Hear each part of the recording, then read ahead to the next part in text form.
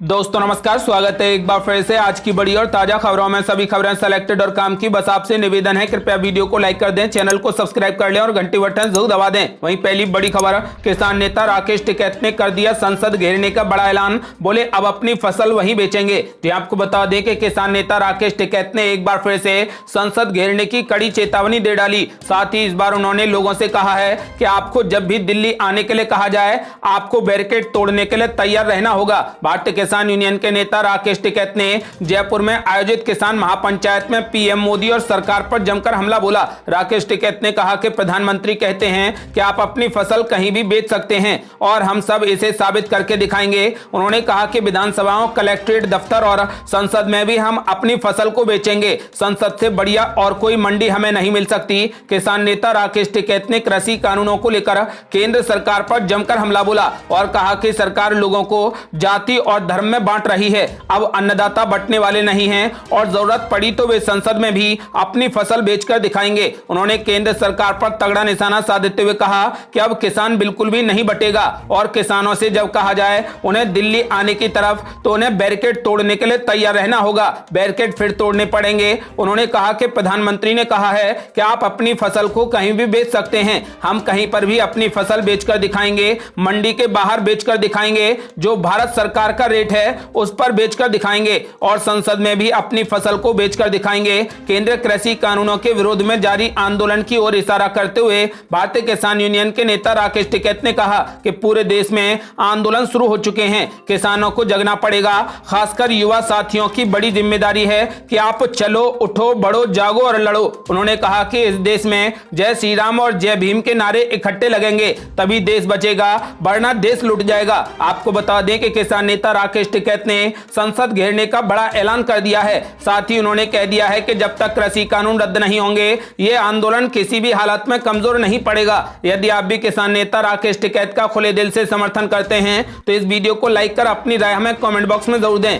अगली बड़ी खबर, बिहार विधानसभा में जमकर हुआ तांडव। जमकर चले लातूर से पुलिस की मारपीट के बाद स्ट्रक्चर पर ले जाए गए एमएलए। जी आपको बता दें कि बिहार विधानसभा में बिहार पुलिस विधेयक को लेकर काफी हंगामा देखने को मिला। सदन में पुलिस ने कथित तौर पर आरजेडी विधायक सतीश कुमार के साथ मारपीट की, जिसके बाद उन्हें विधानसभा से स्ट्रक्चर पर ले जाया गया। उन्होंने कहा कि देखिए, एक निर्वाचित प्रतिनिधि के साथ आज कैसे पेश आया जा रहा है। इस दौरान विपक्ष की महिला विधायकों को भी महिला सुरक्षा कर्मियों ने विधानसभा भवन से बाहर निकाल दिया। आपको बता दें कि विधायक विधानसभा अध्यक्ष विजय कुमार सिन्हा को उनके कक्ष से बाहर निकलने से मना कर रहे थे। विपक्षी राष्ट्रीय जनता दल यानी आरजेडी, कांग्रेस और वाम दल के गठबंधन के सदस्य बिहार विशेष सशस्त्र पुलिस विधेयक 2021 का विरोध कर रहे थे। उन्होंने इसे लेकर विधानसभा में जमकर हंगामा किया, जिसके चलते सदन की कार्यवाही दिन में 5 बार स्थगित करनी पड़ी। विपक्षी दल के सदस्यों ने विधानसभा में हंगामा किया और बिहार विशेष सशस्त्र पुलिस विधेयक 2021 को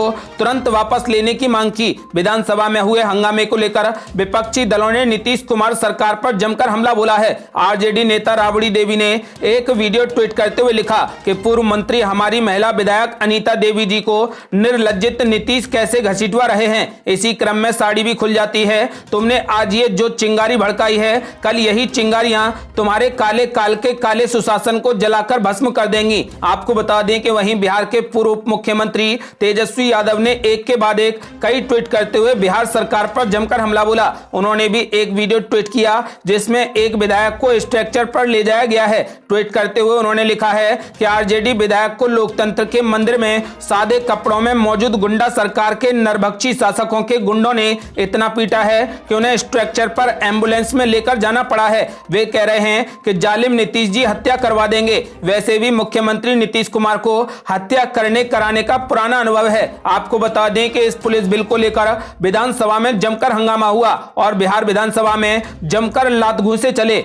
अगली बड़ी खबर, पश्चिम बंगाल में शुभेंदु अधिकारी के गढ़ में गरजे पीएम मोदी। बोले 2 मई और दीदी गई। ये आपको बता दें कि प्रधानमंत्री नरेंद्र मोदी ने पश्चिम बंगाल विधानसभा चुनावों के लिए आज पूर्वी मिदनापुर के कांती में चुनावी सभा को संबोधित किया। रैली को संबोधित करते हुए पीएम मोदी ने कहा कि बंगाल के लोगों का विकास बीजेपी का संकल्प है। बंगाल के विकास के लिए हम जी जान से जुट जाएंगे। ये वादा करने में आया हूँ। बंगाल के उज्जवल भविष्य का मैं वादा करता हूँ। ये इलाका अधिकारी परिवार का गढ़ माना जाता है। साल 2009 से कांथी लोकसभा सीट से टीएमसी के सांसद रहे शिशिर अधिकारी भी पिछले रविवार को बीजेपी में शामिल हो गए हैं। पीएम मोदी ने कहा कि टीएमसी के पाप का घड़ा भर चुका है, बंगाल को बीजेपी सरकार चाहिए। पश्चिम बंगाल में टीएमसी का खेला खत्म हुआ और अब विकास शुरू होगा। लाभार्थियों को सीधे खाते में पैसा मिलेगा, कोई बिचौलिया नहीं होगा और कोई तोलेबाज नहीं होगा। उन्होंने इस मौके पर नारे भी लगाए और कहा कि पूरे बंगाल में अब यही गूंज रहा है कि 2 मई और दीदी गई। राज्य की मुख्यमंत्री ममता बनर्जी पर तगड़ा हमला बोलते हुए पीएम मोदी ने कहा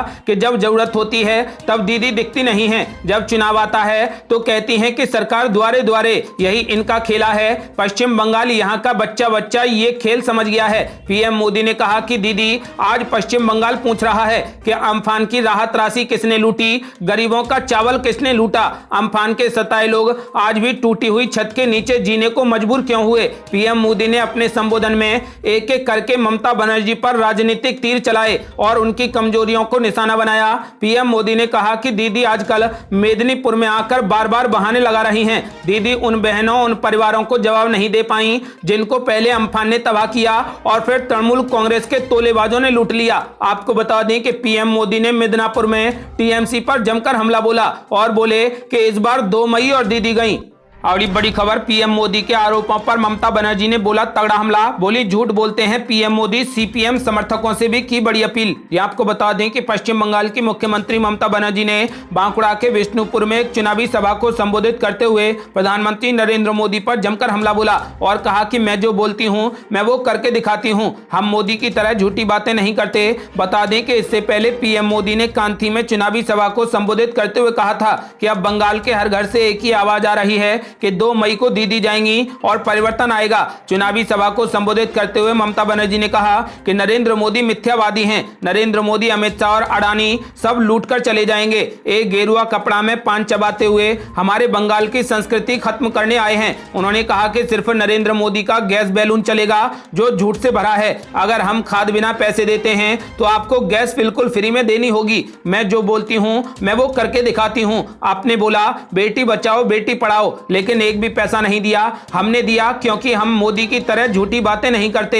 ममता बनर्जी ने आगे कहा कि बंगाल में गरीबी हमने 30% कम की है। दिल्ली के दंगा में बीजेपी ने कितना खून बहाया आप सब लोग भूल गए हैं। उत्तर प्रदेश में कितना खून बहाया क्या आप भूल गए। नागरिकता कानून और एनआरसी के लिए कितने लोगों को मारा गया शायद आप भूल गए हैं। उन्होंने आगे कहा कि जो सीपीएम के समर्थक हैं, मैं दया करके कहना चाहती हूं कि आप बीजेपी को वोट देकर अपना वोट बर्बाद न करें, क्योंकि बीजेपी गुंडों, लूट और लुटेरों की पार्टी है। इसलिए आप अपना एक भी वोट बर्बाद न करें और टीएमसी को वोट दें। आपको बता दें कि ममता बनर्जी ने पीएम मोदी पर हमला करते हुए उन्हें झूठा करार दिया और साथ ही जनता से अपील की है कि बीजेपी को वोट न देकर अपना वोट बर्बाद न करें और टीएमसी को वोट दें।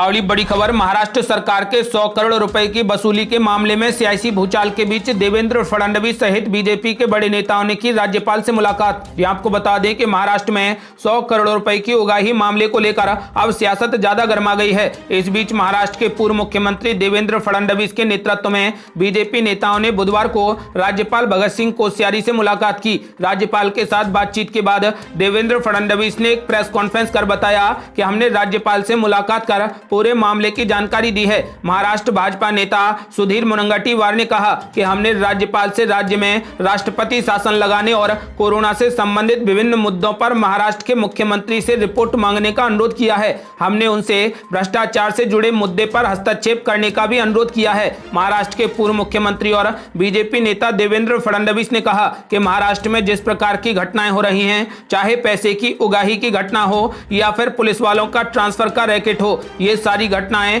दुखदाई हैं। इतनी सारी घटनाएं होने के बावजूद मुख्यमंत्री ने उस पर एक बयान भी नहीं दिया। उन्होंने कहा कि मामले में मुख्यमंत्री का मौन सबसे ज्यादा परेशान करने वाला है। आपको बता दें कि इन बीजेपी नेताओं ने भगत सिंह कोश्यारी से मिलकर राज्य में राष्ट्रपति शासन लगाने की मांग की है। अगली बड़ी खबर, 100 करोड़ वसूली मामले में भड़क गई शिवसेना, बोली भाजपा और कुछ अधिकारियों में है साठगांठ, राष्ट्रपति शासन लगाने की हो रही बड़ी साजिश। ये आपको बता दें कि महाराष्ट्र में मचे सियासी भूचाल के बीच शिवसेना ने बुधवार को भारतीय जनता पार्टी पर बड़ा आरोप लगाया। शिवसेना ने कहा कि भाजपा का मुख्य उद्देश्य राष्ट्रपति शासन लागू करवा कर महाराष्ट्र में स्थिरता पैदा करना है। पार्टी ने महाविकास आघाड़ी सरकार को कमजोर करने के लिए भाजपा और कुछ अधिकारियों के बीच में साठगांठ का भी आरोप लगाया है। आपको बता दें कि इसके अलावा अलावा शिवसेना ने फोन टैपिंग प्रकरण और डीजी रैंक के अधिकारी संजय पांडे द्वारा निराशा जाहिर किए जाने का भी जिक्र किया है। तो वहीं पूर्व मुख्यमंत्री देवेंद्र फडणवीस ने भी 6.3 GB का डेटा गृह मंत्रालय को सौंप दिया है, जिसमें सरकार के खिलाफ कई सबूत मौजूद हैं। आपको बता दें, इस पर राष्ट्रपति शासन लागू करने की मांग की गई है। तो वहीं शिवसेना भड़क गई है और कहा है कि राज्य में राष्ट्रपति शासन लागू करने की ये बीजेपी की बड़ी साजिश है। तो वहीं बीजेपी के नेता भी भगत सिंह कोश्यारी से मिले हैं और उन्होंने राष्ट्रपति शासन लागू कराने की मांग की है। ये थी अब तक की बेहद बड़ी खबरें। यदि आप भी चाहते हैं कि किसानों का आंदोलन खत्म हो और कृषि कानून हमेशा के लिए रद्द हो जाएं और बंगाल में टीएमसी की सरकार बने, तो इस वीडियो को लाइक कर अपनी राय हमें कमेंट बॉक्स में जरूर दें। यदि आपने अभी तक हमारे चैनल को सब्सक्राइब नहीं किया है तो कृपया चैनल को सब्सक्राइब कर घंटी बटन जरूर दबा दें। जल्दी मिलते हैं बड़ी अपडेट के साथ, तब तक के लिए जय हिंद, जय भारत।